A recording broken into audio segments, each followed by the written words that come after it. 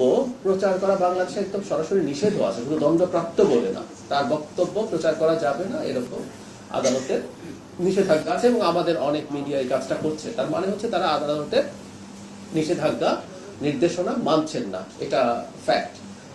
সরকার এটার ব্যাপারে তার মানে তথ্য মন্ত্রণালয়, যেহেতু এই মিডিয়াগুলো তথ্য মন্ত্রণালয়ের অধীনে আছে, আমরা প্রাথমিকভাবে এই আহ্বান জানাই, এটা ইনফ্যাক্ট আমরা ফর্মালিও জানাবো, এটা নিয়ে আমরা কথা বলেছে, তারা যেন এই কাজটা না করেন। আমরা এটা নিয়ে খুবই কঠোর কোনো অবস্থান নিচ্ছি তা না, কিন্তু এটা আবার স্মরণ করিয়ে দিতে চাই এবং আমি মনে করি যে আমাদের মিডিয়াগুলো আইনের প্রতি শ্রদ্ধাবোধ করবে, শ্রদ্ধা দেখাবেন এবং তারা এই জিনিসটা থেকে বিরত থাকবে।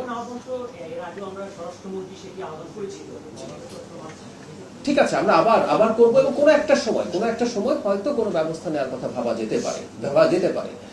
ঘটনা যেটা হয়েছে সেটা হলো এইরকম যে তিনি যখন কথা বলেন, এটা অন্যান্য মিডিয়ায় যেহেতু আসে, মানুষ এখন যেহেতু খুবই কানেক্টিভিটির যুগ, মানুষ কোনো না কোনোভাবে জেনে যায়, সো এই আলাপও কেউ করছেন। আমি আবারও এর বাইরে গিয়ে, সরকারের বাইরে গিয়ে বলছি যে এটা আসলে শেষ পর্যন্ত থেকে রাখা যায় কিনা, কারণ এই যে আপনি রেফারেন্স দিচ্ছেন একটা বিদেশি মিডিয়া, সেই মিডিয়া আমাদের দেশ থেকে দেখা সম্ভব এবং অনেকে সেটা দেখছেন।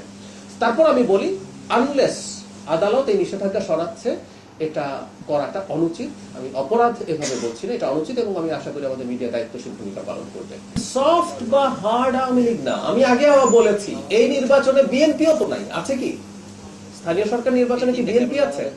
জামায়াত এনসিপি আছে? নেই। এক সময় ছিল, মানে যে আইনটা মাঝখানে পরিবর্তিত হয়েছিল আওয়ামী লীগের সময়, সেখানে একটা নির্বাচনে দল ছিল, সেটা হচ্ছে চেয়ারম্যান বা মেয়র। তখনও কিন্তু মেম্বার এবং কমিশনার নির্বাচনে কোন দল পার্টিসিপেট করতো না। এখন এটা তুলে দেওয়া হয়েছে, আমরা আগের জায়গায় চলে গেছি। সুতরাং এখানে বিএনপি, আওয়ামী লীগ, জামায়াত কেউই পার্টিসিপেট করছে না, এটা হলো একদম নিশ্চিত কথা। আর দ্বিতীয় কথাটা হচ্ছে, রিফাইন্ড আওয়ামী লীগের একটা আলাপ মাঝে মাঝে কোথাও দেখা যায়, বিশেষ করে সোশ্যাল মিডিয়াতেও দেখা যায়। আওয়ামী লীগের কর্মসূচি যতদিন নিষিদ্ধ আছে ততদিন সে যে নামেই হোক না কেন, রিফাইন্ড হোক বা অন্য কোন নতুন আওয়ামী লীগ, তৃণমূল আওয়ামী লীগ, যাই বলি না কেন, কিছু কোনো নামেও, মানে আওয়ামী লীগ নামে সে কোনো কর্মসূচি পালন করতে পারবে না। এই জিনিসটা আমাদের বুঝতে পারতে হবে।